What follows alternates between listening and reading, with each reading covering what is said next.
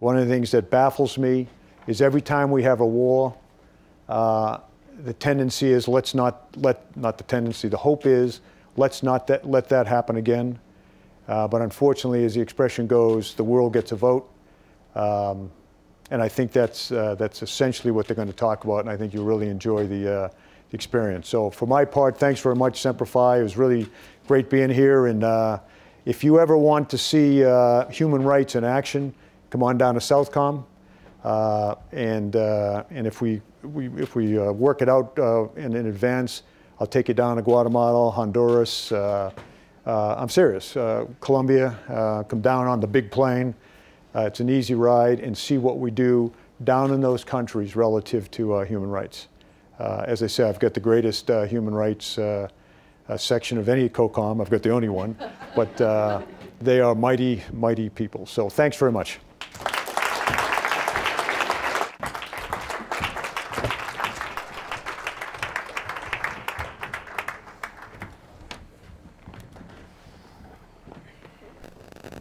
Hi, good afternoon. It's mildly daunting to be on after a four-star general who also looks like a four-star general. So I'm glad that I can sit and not be compared to his intimidating look. My name is Yochi Dreazen. I'm the managing editor of Foreign Policy. I wrote a book that came out in October, shameless plug, buy it if you haven't, called The Invisible Front, which looks at PTSD and is the story of one Army family, a general and his wife who lost a son to suicide, a son in Iraq, and have basically dedicated their lives to fighting military suicide. So this is an issue that I care about very deeply, professionally and personally. We are starting somewhat a little bit later than planned, so I'd like to just jump right into questions so we can talk as much as we can, and then Maura's going to very kindly take over some of the question moderating when we turn it over to all of you. I'd like to just start sort of with the obvious way of starting, because I don't think we could do any kind of session with human rights in the name without talking about the CIA torture report that has destroyed the day of most journalists in the city yesterday and today. Well before I think anybody in the public started thinking about CIA torture, they were thinking about Abu Ghraib. They were thinking about the photos, they were thinking about the videos, some of the images that are still seared, I think, in the memories of a lot of us. And I wonder if I could just ask each of you to weigh in for a second on what do you think the military did right in the response to Abu Ghraib? What did it do wrong? And when it comes to both policing the ranks of a military or of a CIA, and when it comes to the psychological wounds that a torturer may have, frankly. I mean, these people will not come back the same because of what they did in thinking they were doing it in the name of the country. But I wonder if you could just address both. One, what the military did in its response different than what the CIA may have done. And then two, what might happen psychologically to the people who did this kind of work? And perhaps we can start with you. You'll start with me on that. I am. That's good. First and foremost, it is a fabulous book, and I recommend everyone read your book because I know the family, the Graham family, quite well. And I mention that because I wasn't at Abu Ghraib. My name is Bill Rauch. I'm an Army officer, and I was in Baghdad. And I think when I think of the Army or the Marine Corps, I think of people.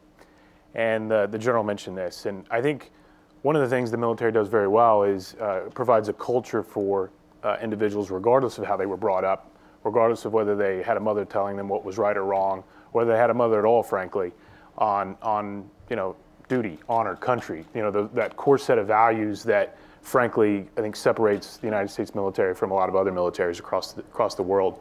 And so I think the culture piece is something that the military generally gets right. But that said, in any situation like that, it's a failure of people and processes often. And I think for me, that's what I think about the most.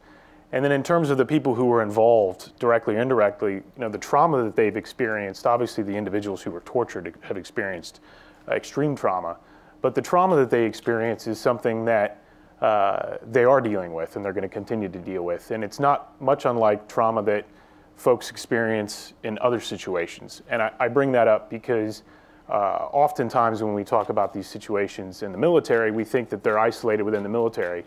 And I can tell you that if you've experienced extreme trauma, whether it's in combat or outside of combat, they're very similar. I was with a Marine Corps trooper the other day, and he was talking to me about witnessing individuals who'd been shot. And I thought immediately he was talking about his time in Iraq, but when he was 17, he worked at an Outback. And there was an individual who came in and shot 2 individuals in the outback. That's extreme trauma. And I just bring that up because I can't imagine what the individuals who are going through that experienced that, but I do know that it's something that needs to be addressed. And I think from a cultural perspective, the military, I think, has the right setup to help us deal with that. Thanks, Yochi. My name's Rye Barcott. I served in the Marine Corps for 5 years, actually, with Maura. We overlapped at the same time, so great to be on the same panel now. I did serve in Iraq. I was at Abu Ghraib a couple years after that horrendous stain on our national honor occurred. Yochi asked what went wrong. I think what very clearly went wrong was that we had untrained units that were completely overwhelmed by thousands of prisoners who had a total breakdown in the chain of command. I mean, these were National Guard units. They were military police. They weren't even interrogators that were, in some cases, conducting these just atrocities. I think I still, as I look at that incident, I still really wrestle with whether or not we did enough. I mean, it strikes me that that was so abhorrent that, you know, folks higher up in the chain of command should have also seen responsibility. I mean, it was not an isolated event with one particular individual. I mean, it was symptomatic of a larger breakdown. What we did right, I worked with a large number of interrogators. In fact, I was trained as an interrogator in the Marine Corps as part of my job. I never saw an abuse. I can't imagine some of the things that we're reading about now in this report. You know, rectal feeding. I mean, never saw it. Never would have tolerated it. No way. And that is the vast majority of the exceptional professionals who are called to serve and put in extreme harm's way and trained to deal with the chaos that abounds in a dangerous environment. So I think what we did right at a tactical level was the professionals who are actually interrogators in the military held themselves to a very high standard. They talked about what had happened, and as a cohort, we swore to never see that transpire on our watch. My name is Maura Sullivan. I served as a Marine Corps officer at the same time as Rye as well, and it's just great to be here with Rye and with Bill. I was in Iraq in 2005. We were just outside of the city of Fallujah. Our battalion arrived about 7 weeks after the end of the Second Battle of Fallujah that ended in December 2004. We were located just in vicinity of Abu Ghraib prison, so it was after what had happened. I'd say Bill and Rye really hit on the points that I would make, and so I'm going to echo what they said about culture. What happened at Abu Ghraib is such an exception to what I think we experienced in the military and the outstanding young men and women that we served with. I'll tell you, one of my good friends in Iraq, her name was Kate, a fellow lieutenant. I was a lieutenant at the time. The sign she used to keep on her desk was a quote that said, "Blessed are the peacemakers, for they are the children of God." And I'll tell you, the folks that I served with, that's very much how they viewed what we were doing there. So was it disturbing that happened? Absolutely. I mean, it was disturbing and disgusting, frankly. But it is so different from, I think, from my personal experience, which was I was just deeply inspired by everyone that I served with, and drove me really toward doing what I do today, which is about 7 weeks ago I joined Bob McDonald on the leadership team at the VA. The reason being I wanted to take care of the men and women that I had the deep privilege of serving with, and this seemed like the best way to be able to do it. That actually, I think, is a good way to pivot. Because I'd like to talk to each of you about the experience of coming home. PTSD is something that obviously we all talk about now. It's in the public discourse, for better and I think for worse. I'd like to return to that a little bit later. It, of course, is not new. Achilles, there was a fear that he would kill himself after one of his friends was killed on the battlefield. So as far back as the story of Achilles, the names have changed. It was combat fatigue in World War I. It was shell shock, and up to the present day. When I was researching the book, one of the stats that jumped out at me was that during World War II, and we think of the greatest generation, these extraordinarily tough people in Normandy and the Pacific, 500,000 troops were discharged during the war because of psychiatric injuries and emotional injuries. And that number to me was just absolutely staggering. But I'd just like to ask for the three of you, when you came home, what did you bring back that you came back, you mentioned being inspired, but what did you bring back that made that readjustment difficult or challenging? And perhaps, again, Bill, we can start with you. So I was in Iraq for 17 months. I deployed May of '06. I was on a 12-month deployment. And then right around the surge period, I volunteered to extend 5 months.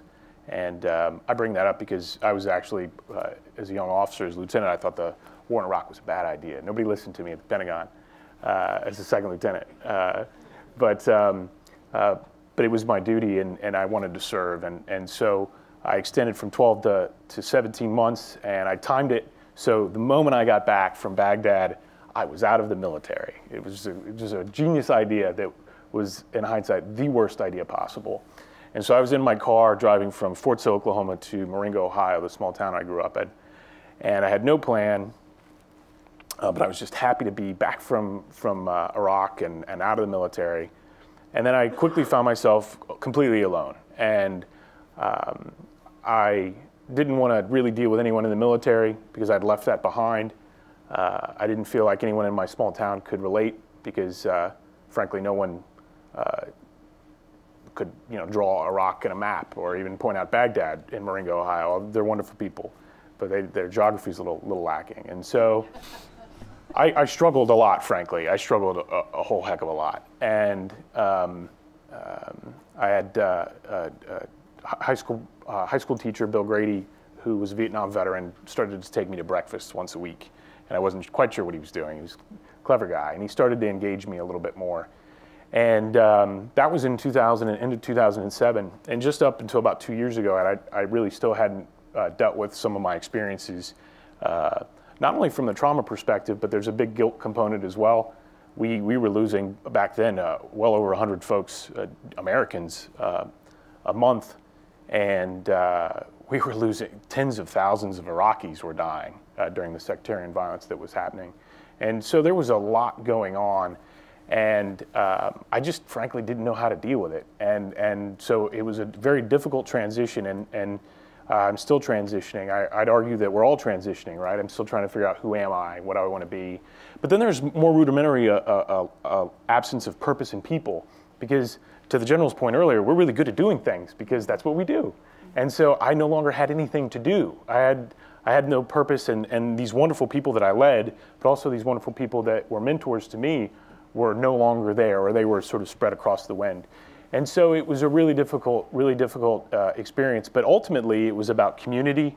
A few themes here. Community got me back on track, community family, community of friends. I mentioned the Graham family, and then community of veterans. But then there was also a piece of those who hadn't served. I started to realize, actually, I'm not that different from them either, right? I mean, my teacher, yeah, he was in Vietnam, but he also wanted to serve as a teacher, and the police officers. And so it was a really interesting transformation, and that's one of the reasons why I'm at Iraq and Afghanistan Veterans now. I'm trying to work with veterans. I volunteer a lot in my local community of Alexandria, Virginia, with Team Red, White, and Blue, and letting folks know, hey, first and foremost, this isn't easy, but second of all, we're all the same. And I'd close with, for those, one of my favorite books is Bowling Alone, and this concept I have for post 9/11 veterans and all of us in this room is to flip that on its head and say, hey, yeah, okay, if we have a disengaged community across the country, let's flip that on its head, because we know that as a community we deal better with trauma, we deal better with transition. Employment's a lot easier to tackle as a community. Education, all these issues that are important to veterans are important to our entire society, and so that's one of the reasons why I'm up here today talking about it. And it's typically, by the way, the Army outnumbers the Marine Corps. So I think with that, I'll hand it over to my left side, because I'm feeling a little vulnerable right now. Thanks for sharing those vulnerabilities, Bill. Some of us are still going through our transitions. I got out in 2006. I fortunately had a great girlfriend, now wife at the time, who helped show me that some of the things that I do are just not that normal. Some of the things that we do in the military are just not that normal. And still, I'm still adjusting, in particular, to like the pace of eating food. I'm at the dinner table and I'm just shoveling this stuff in, and she says, hey, you know, you got out of the military, you need to slow down and engage. So these are like small little things. On a larger scale, I have a real distaste for the acronym PTSD and how it's been, not really the acronym, but just how it's been represented in the public. I think that in many ways it's done a disservice to a lot of veterans because there's a misperception with just how wounded vets really are. You know, people have their own different experiences coming after it. My father he was shot in the face in Vietnam. He volunteered. He served for 5 years, and he still suffers from, I guess, PTS or combat. I mean, you know, you move in the house and he's up. He's got the doors barricaded. I mean, we've never had an incident in rural Rhode Island, but the doors are barricaded and like Dad's ready to destroy if something came. But in many ways, that experience was, you know, very fortifying for him. And as wounded as he is and continues to be at this day, it was also some of the most meaningful times of his life, and I think set him up to have a really successful career, and he figured out ways to deal with it. So the main takeaway for me that I think I've heard resonate with a lot of vets our age, especially from our generation, is that like, veterans aren't looking for pity. You know, I mean, they're not looking for, even those that are really hurting, right? They're not looking for pity. I was fortunate to have just a tremendous support network, and really the transition was, I mean, I was just very fortunate. I was fortunate to come back to a homeland that was very welcoming. I remember telling some of the Marines that was going to, you know, a fancy place, Harvard University, and a lot of them thought, oh, well, you're going to get all these anti-war folks up there. You know, the first time that we walked into a classroom or had the same experience, the classroom rose and gave a standing ovation for just being there. And I remember being really floored by just that reaction. So veterans aren't looking for pity. A lot of the folks that I work with have found meaningful work. They've found another mission. That was something that was really important for me. And I've been fortunate to have a mission by co-founding an NGO in a large slum over the last 14 years in Nairobi, Kenya, that's focused on preventing violence. I found that throwing myself into that work was also therapeutic and helped with the transition, et cetera. So veterans aren't looking for pity. You hire a vet, it's enlightened self-interest, and they're looking for missions, you know. Yeah. Well, let me actually jump in a little bit and ask a slightly more specific question. I think the flip side to knowledge of PTSD, whatever the phrase, and I've heard that from other military friends, is that it can make people who hear it in the general public think that a veteran is a ticking time bomb, that you might have the residue of the deer hunter notion that a veteran has PTSD. If you have the choice of hiring a veteran, hiring a non-veteran, the safer choice is hiring the non-veteran because God only knows what's ticking up in the mind of someone who came back from Iraq and Afghanistan. How do you fight that? One of the biggest challenges that we see is exactly what you just said, is with stigma. So we've seen that 40% of veterans that actually suffer from some form of post-traumatic stress don't seek treatment because of the stigma behind post-traumatic stress in similar disorders or ailments. We have to make it pretty normal. And how do you do that? I think you do that with leadership. I think you do that with Vietnam veterans who are in senior positions in the United States military today, and standing up and saying, hey, this is something that I experience, and it's very normal. A good friend of mine that was a platoon commander in Iraq 3 times, a Marine Corps infantry officer. He was on the way back about a year ago from the funeral of one of his Marines. And he called me. I was in the Omaha, Nebraska airport. I'll never forget it. And he said, I really need to talk. Do you have a few minutes? I asked him about his platoon, how many Marines that he has, suffered from post-traumatic stress. He got really quiet. The funeral, by the way, was a suicide from post-traumatic stress. He got really quiet, and he finally said, let me put it to you this way. I don't know anyone that doesn't have it. It's got to become normal. I think we're coming a long way in that. We're certainly working hard at VA to make it, kind of part of the conversation. If you look at some of the research that's been done recently at Tufts and Harvard University, you can actually show the effect of trauma on the brain. Look at what happens when the amygdala is exposed to trauma. There's a chemical change in the brain. And once that becomes normal, and we show that, we educate folks while they're still in the Department of Defense, you know, I think it becomes easier to handle. My final thing I'll say is very much what Bill and Rye said really resonated with me, is that there seems to be a misconception sometimes that folks have trouble transitioning from the military because of a traumatic experience that they had. A lot of times, and I'll tell you very much in my experience, it was because my military experience was so positive. It was because of things like the community and the camaraderie and the mission, that when you were removed from that environment, and I, you know, in hindsight, I would have kind of prepared for it more and known what to anticipate. And I think we try to educate folks better now on what to expect. But it wasn't because of a traumatic experience I had. It was because the experience was so powerful and so strong. And it's hard to go from an experience like that with a community and a team like that, with a mission, and then go to, you know, something very, very different. We're working very hard at the VA to think, how can we partner with IAVA and with other awesome organizations like Team Rubicon, Team Red, White, and Blue, The Mission Continues, Got Your Six. I could go on for a very long time. But to help create other ways to serve when people leave active duty, and to help create more of a military community and a veterans community, because it's something that I think a lot of us really missed or really thrived in for being a part of. You know, Bill, what comes to mind also in hearing that very good answer on stigma in the culture is outside the culture. You know, not so much how do you get better access to care and more comfort among the military veterans, but when you're talking to a civilian employer, just random target manager of store X in place Y, who may never have met a veteran, may have no experience whatsoever with a veteran, and all he knows is there's this thing PTSD, veterans come back with it, I'm a little scared of hiring that person. So separating aside stigma in the military, which is obviously still a serious issue, the stigma outside the military, how serious a problem do you find that in some of the veterans you talk to, and how do you try to address that in the civilian workforce? Well, yeah, that's a good question. And I want to touch more about civilian points. First and foremost, you should hire the best candidate. Okay, so if you have two people applying and one's a veteran, one's not a veteran, hire the best candidate. Let's get that out of the way. Because again, we're not looking for a handout, and I love when people are like, hey, we're going to hire 10,000 vets. That's awesome. But let's not hire 10,000 vets over the other folks that are more or equally qualified. So I just want to get that out of the way.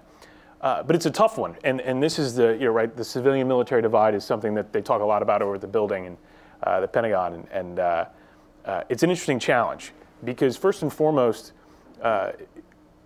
once we get out, you don't know we're veterans, right? I mean, if we have our hats on or some lapel pins and that sort of thing, you have an idea, but how do you get to know those folks? And I remember when I got out, I worked on a presidential campaign for a little while, and I was like the only person who, I just came back from 17 months, but nobody had ever met a vet and in my little campaign office. And it was awkward for everyone. It was really awkward. And they would say, they were trying to help and say interesting things, and I was probably not trying to help. But it's about the relationship. It's about building relationships, and you do that at the community level. And let me back up a little bit. There's a motivation for folks joining the military, and those are different motivations. Some need a job. Some, I wanted to serve. I wanted to go to West Point and be a great leader and do all these things. But then when you leave the military, you're leaving with a very similar value set, right? With loyalty, a sense of duty, purpose, respect, honor, integrity. And those are the types of soft skills, frankly, that are very appealing. I helped build a startup, a very successful startup. And the great thing about a young veteran, not opposed to someone who didn't serve, but I could give them anything. Yeah. Hey, I'm like, can you spell IT? Yes, good. You're going to be great. You're going to do great things here. And so the soft skill piece is really, really important. But how do we combat the concern over the post-traumatic stress? I think we do it at the community level, but I think we need a national conversation about trauma and post-traumatic stress for the entire country. Right? We know we have a shortage of mental health professionals right now for the entire country, and the VA's doing a lot to change that. Hire 2,500, but yeah. Absolutely. So we need a national conversation, and I think that's going to help us get a long way, not only to get over that challenge with that young veteran or that old veteran, frankly, but for the entire society, for somebody who's experiencing trauma, for someone who hasn't done that or isn't familiar with that experience, to say, hey, that's okay. And you mentioned, and this is my last point, you mentioned at a book event you did at Barbara's house from Givenhour about how, or someone mentioned how 30, 40 odd years ago, a lot of folks didn't talk about alcoholism as being this big potential, it was this elephant in the room. Nobody wanted to talk about it. But now people talk about it, right? We certainly talk about it in the military. And so having a national conversation about depression and post-traumatic stress, whatever, again, all of those things, I think, frankly, is needed. It's overdue, and I think all of us would be better off to have that conversation. I'd just add something briefly to the values that Bill mentioned. I was running businesses in the private sector for a little over 5 years and left recently because I wanted to apply those skills at the VA. I could teach someone in the last business I ran, I could teach somebody Microsoft Excel, I could coach them on how to write, I could teach them PowerPoint, I could show them how to drive a truck and put the products that we had on the shelves. What I can't teach at that point in time, I can't teach integrity, I can't teach loyalty, can't really teach commitment. And those values that are so ingrained in people that serve in the United States military, the other things you can teach, I can't teach that. And that is so much a part of why hiring veterans is just a fantastic idea. Rye, if I could turn to you for a moment. You mentioned, and it's been mentioned by others on this panel and others, post-Vietnam there was at best indifference to veterans, if not outright hostility. Now you have the other end of the spectrum. And one thing that I hear from military friends of mine again and again and again is a level of discomfort, a level of being called a hero if you went to Kandahar airfield and never left. You may have been many things, but hero may not be the right phrase. Having people just applaud at a baseball game and then sit back down may not mean a whole lot in the end of things. Just saying thank you for your service, title of a great book, again, may not mean a whole lot in the grand scheme of things.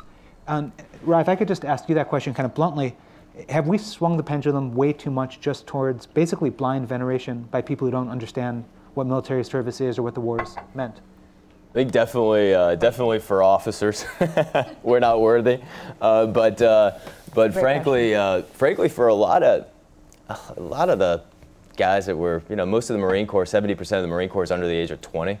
They're from, a lot of them are from, all stretches of the United States, but a lot of rural parts of the United States. And the guys that I served with and had the pleasure of leading, many of them go back to their hometowns and there is a real, you're just alone. I mean, all of a sudden there's like this huge gap. So the fact that the neighbor recognizes their service or says thank you, that's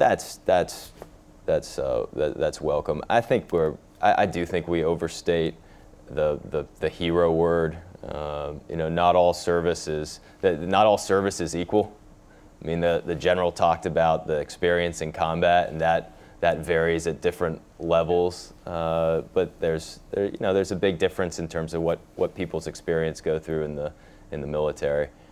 So I think how many of you have served in the military? Please raise your hand. Okay. Yeah, just a handful in the room. So if you as civilians, saying thank you for your service when you see someone in a uniform, that's really welcome, and please do it or keep doing it if you're so inclined. Calling them, a hero, maybe a little bit overstated. I'll pick up on that too. And well, first of all, so everyone who raised their hand, for those who didn't raise your hand, you can say hello and that you can meet a new veteran. So thanks for making them raise their hand. And I remember coming through the airport at DFW in uniform coming back, and I honestly was really uncomfortable. And I'm, again, left the military as a major, West Point graduate. And my difficult transition with the support group that I mentioned, I had a strong family and everything else. And so you can still have some challenges on the officer side, but it's just, I still to this day don't know what to say. I mean, I fake it, right? Say, well, no, it was my pleasure, it was an honor to serve, that sort of thing. But it can be a little tricky. And I think the hero piece absolutely is overstated. I worked for a Medal of Honor recipient, and calling him a hero, he's rejected. And so, frankly, I think most of us, not all of us, but from my perspective, the heroes are the ones who didn't come home. And so, we just did our job, and it's an all-volunteer force, and it is nice to be patted on the back. But what I would recommend is you say hello and then get to know that person and say, how are you doing? You know, what do you do? Get to know that person. I mean, that's a really great way to say thanks. Because again, if they're in, especially in a small town or even in Washington, D.C., like I said, I lead a group of folks on every Tuesday night. We go for a run in Alexandria, Virginia. Even in D.C. with all the vets, there are people who feel completely alone and say, hey, hello, how you doing? Where do you live? What are you doing? What can I help you with? You know, be genuine. And I think that's a heck of a great way to start to thank folks for serving in the military. Bill, that's very powerful. A question for all three of you that, given your current job, you may have a little bit of trouble answering.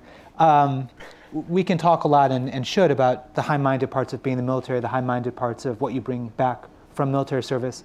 But there is a financial component to veterans. There's a financial component to when people come back from war, calibrating what we as a country owe veterans and what we as a country can afford to give veterans. It's not a comfortable question. When Congress debates it, it always gets heated and very ugly. But there is a specific part of healthcare.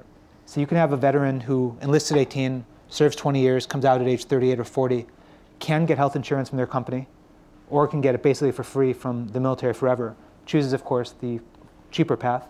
And it is bankrupting the Defense Department. And Bob Gates talks about how it's eating the Defense Department alive. It's bankrupting other parts of the federal government. And so just for the three of you, separating aside the more high-minded parts, which are important, and just getting down to brass tacks, what does the country owe veteran, and is it possible that we have gone too far? Yeah, I'll happy to take that one. We've definitely not gone too far. Look, less than 1% of the country has stood up in a time of war and said that they will serve. And that's, I'll kind of build on what these guys said a minute ago about trying to think of the right word here, but you asked, like, what is it? What do people want to be referred to? And is it heroes? I tell you, like, most of us are. There's somebody who did so much more. Someone who did so much more than what each of us did, and serving with those young men and women that Rye said, like, most of whom are like 19 or 20, and the things that we as officers used to have to ask them to do. No, they deserve. I'll tell you, they deserve the absolute best health care in the world. Because they don't have to do that. As a reminder, there's no draft right now. Yet, I'll tell you, the young guys and gals that I serve with, the young 19, 20-year-olds, were willing to take a machine gun round through their stomach in the middle of Fallujah. And they signed up for that willingly because they wanted to serve. Part of what, and I won't talk about VA healthcare all night because I could, because there's a lot of great things about it. But there are things that we are uniquely qualified to do better than anyone else. I was down in our Manhattan VA about 3 weeks ago and met with our prosthetics team. They showed me a young prosthesis they'd put on an Iraq veteran who had served around at the same time I did in Iraq, named Michael. They showed him running on his prosthesis for the first time. You can't get the technology that they had outfitted Michael with in the private sector. I could barely get out of the room to get to LaGuardia because these 5 doctors who are all dual-hatted faculty at NYU and Columbia were so passionate about the work they do and the lives they change. We are simply the best in class at doing that. And we're getting to be the best in class in a number of other areas as well. I unfortunately am going to have to step away, and I apologize for that in advance. We're going to turn it over to Maura, who's kind enough to moderate questions from the audience. One thing that I will ask on her behalf, please identify yourself, and if possible, keep the questions as brief as they can be so we can squeeze in as many of them as we can. But I think my panelists, and I'm sorry I couldn't stay longer. Thank you. Thanks. Good to see you. Nice to meet you. I guess I'll turn it back to the audience. I think what we were hoping to do, and I hope it's okay to speak on behalf of Rye and Bill here, is help all of you that are here, and we appreciate you taking the time to listen, but help you get to know what the veterans' experience is like. And I think we want to help you do that. And so I kind of open it up to what questions you guys have that, and you can ask any one of us directly or throw it to the panel. And we're here to kind of help you get to know what a 9/11 veteran is.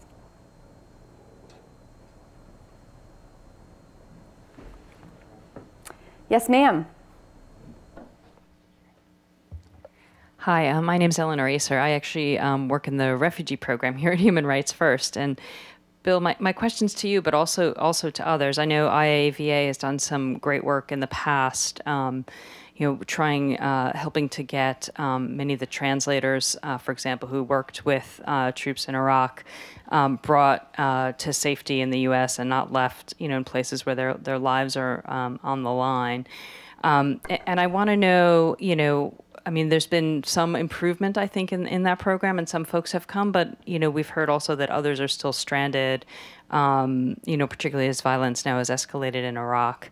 Be curious to get your reflections on what's worked and what hasn't, and particularly if you all know of any folks who are still stranded abroad who, are sort of just on the waiting list at this point. Thanks.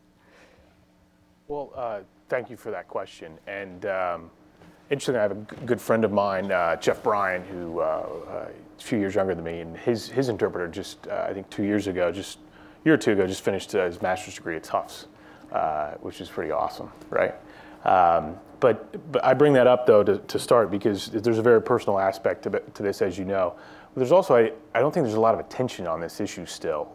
And we haven't, it's still part of one of our priorities. However, I don't read much about it in the news anymore, to be honest with you. And unfortunately, with everything that's going on right now, I don't think it has enough attention. I have to admit, I don't know what the current numbers are on the wait list, but it is something that I think all of us who worked with, anybody who's deployed in these two conflicts, you worked with the local populace. Mm-hmm.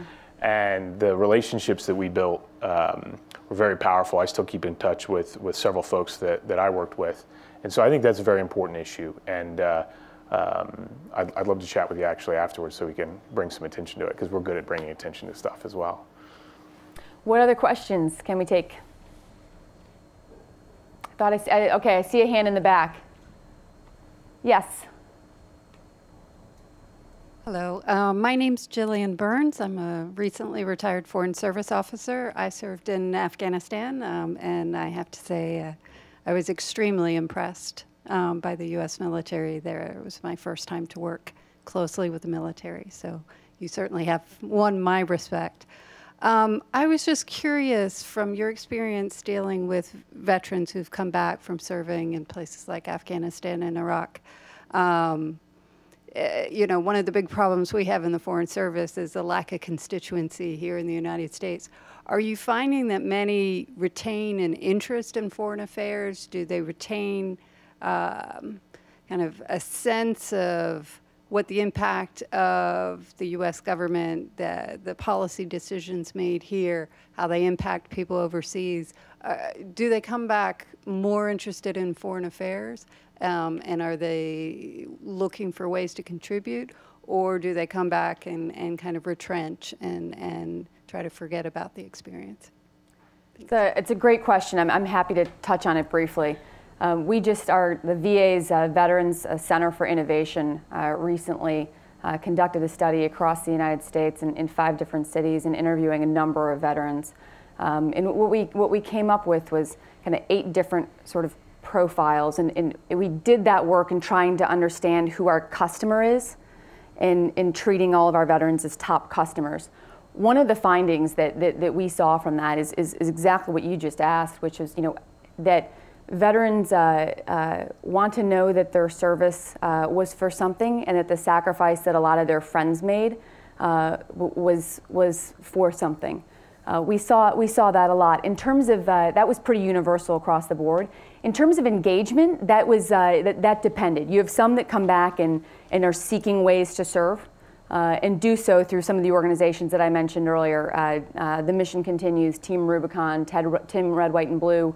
Over 60% of VA employees are veterans. So a number of veterans come back and look for other ways to continue that service and find their community. We also see others that disengage and get on with their lives in different ways. So short answer to your question, the sacrifice was more universal, and then kind of how they direct their experience going forward really sort of varied. I'll just pile onto that for briefly.